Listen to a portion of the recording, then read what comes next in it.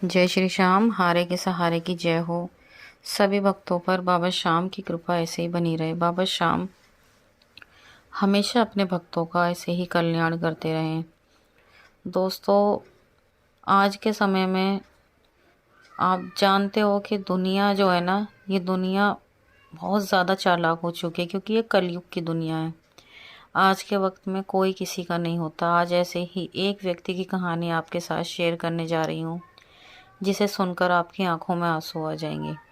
तो कहानी को अंत तक ज़रूर सुनना। अगर कहानी पसंद आए तो हमारे वीडियो को लाइक करना, शेयर करना, कमेंट करके जय श्री श्याम ज़रूर लिखना और हमारे चैनल को सब्सक्राइब करके बेल आइकन को ज़रूर प्रेस कर दें, ताकि आने वाले वीडियो सबसे पहले आप तक पहुँचें।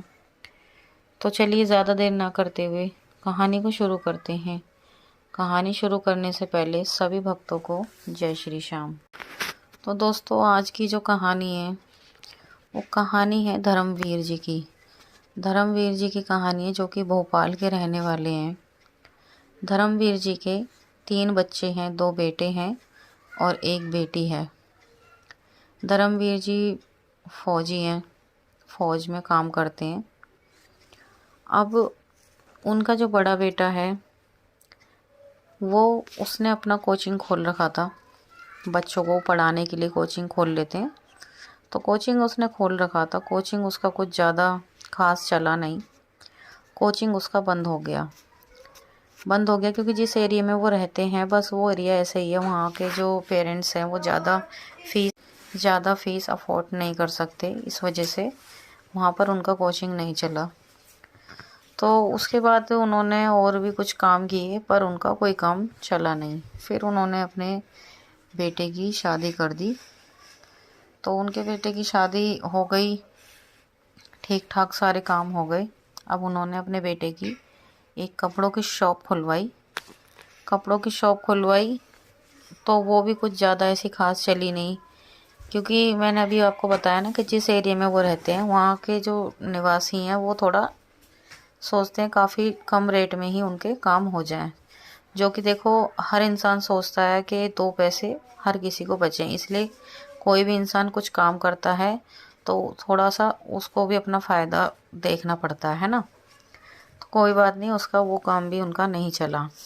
अब उनका बेटा फ़िलहाल घर पर बैठा है, और जो उनका छोटा बेटा है वो लॉयर बन चुका है। उसने पढ़ाई लिखाई थोड़ी ज़्यादा कर ली, तो वो लॉयर है। अब उनका आ रहा है रिटायरमेंट नज़दीक। उन्होंने सोचा कि मैं अपनी बेटी की शादी कर देता हूँ। तो वो अपने दोनों बच्चों के लिए रिश्ता देखने लगे, बेटी के लिए भी और छोटे वाले बेटे के लिए भी। अब बेटी मैं उनकी बताता हूँ। जो उनकी बेटी है वो थोड़ी सी ऐसे ही है जैसे पुराने मॉडल के ख्यालात की है। ऐसे नहीं जैसे आजकल के बच्चे होते हैं, ऐसे सज सवर के रहती है, ऐसी बिल्कुल भी नहीं है। काफ़ी ज़्यादा मतलब सीधी और साफ़ सुथरी लड़की है, ऐसी गलत टाइप की नहीं है। अब उसके लिए क्या, लड़के आते हैं, देखते हैं और मना कर देते हैं। रिश्ते आते हैं, देखते हैं और मना कर देते हैं।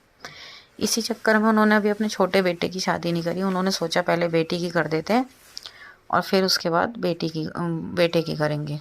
कोई बात नहीं, जैसे तैसे उसका रिश्ता हो गया एक जगह पर। धर्मवीर जी इतने ज़्यादा खुश थे। उन्होंने अपनी बेटी की शादी के लिए इतनी सारी तैयारियां करी। उन्होंने सारा दहेज का सामान खरीद लिया। जो ये फर्नीचर वगैरह का सामान होता है उसकी साई भी दे दी, मैरिज होम वगैरह बुक कर दिए, हलवाई बुक कर दिए, इवन कार्ड तक के उन्होंने छपवा लिए। शादी के बचे 4 दिन बचे। लड़के वालों की डिमांड आई कि हमें तो दहेज में कार चाहिए।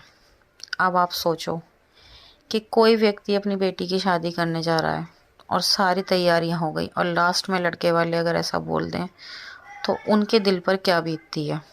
धर्मवीर जी के तो मानो पैरों के नीचे से धरती निकल गई। उनको तो बस दिमाग खराब हो गया। सब में पता लग गया था बेटी की शादी है। अब वो करें तो करें क्या। वो इतनी ज़्यादा टेंशन में फंस गए, बहुत ज़्यादा टेंशन में फंस गए। हालांकि वो अपनी बेटी की इतनी अच्छी शादी कर रहे थे। 5 से 6 तोले सोना आज के टाइम में आप जानते हो 2025 में क्या रेट सोना है।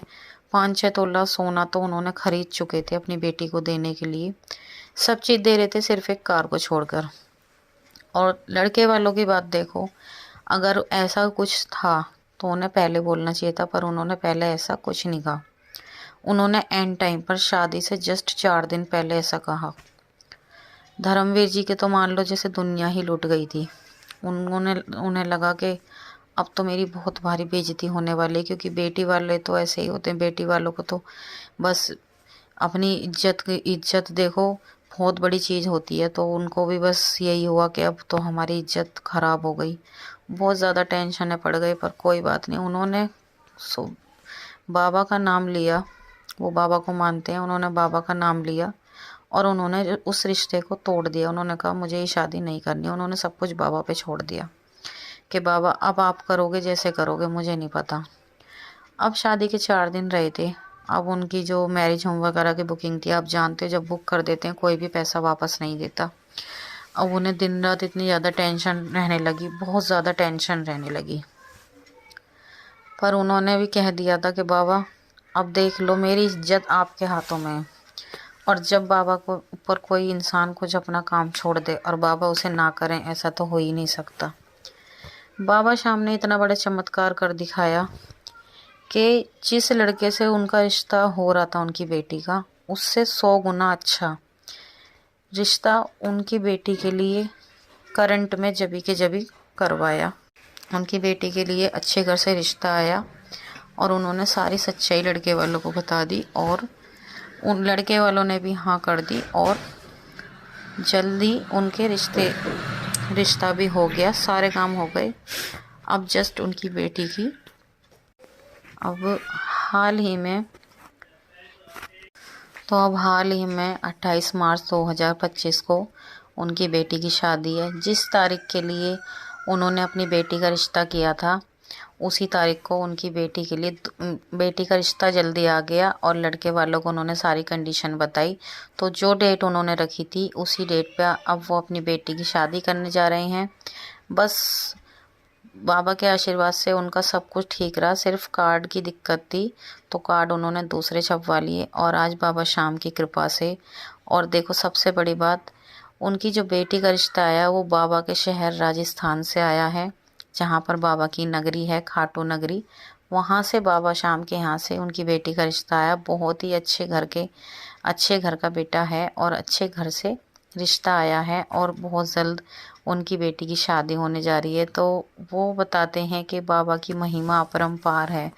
बाबा से जो भी मांगो बाबा वो अपने भक्त को ज़रूर देते हैं। बाबा से उन्होंने एक बार कहा कि बाबा अब मेरी इज्जत आपके हाथों में है। तो बाबा ने 4 दिन के अंदर अंदर उनकी बेटी के लिए इतना अच्छा रिश्ता भेजा कि इतना बड़ा चमत्कार और इतनी जल्दी शायद ही कहीं पर होता होगा जो बाबा शाम ने उनकी ज़िंदगी में किया। तो दोस्तों आज की सत्य कहानी यहीं पर समाप्त होती है। कैसी लगी बताना ज़रूर और कमेंट करके जय श्री श्याम ज़रूर लिखें। तो मिलते हैं एक और नई सत्य घटना के साथ। जब तक के लिए सभी भक्तों को जय श्री श्याम। और इस कहानी को ज़्यादा से ज़्यादा शेयर करें ताकि लोगों को भी पता चले कि आज के टाइम पे भी भगवान है, बाबा श्याम है जो कि चमत्कार करते हैं, जो सत्य है। तो सभी भक्तों को जय श्री श्याम।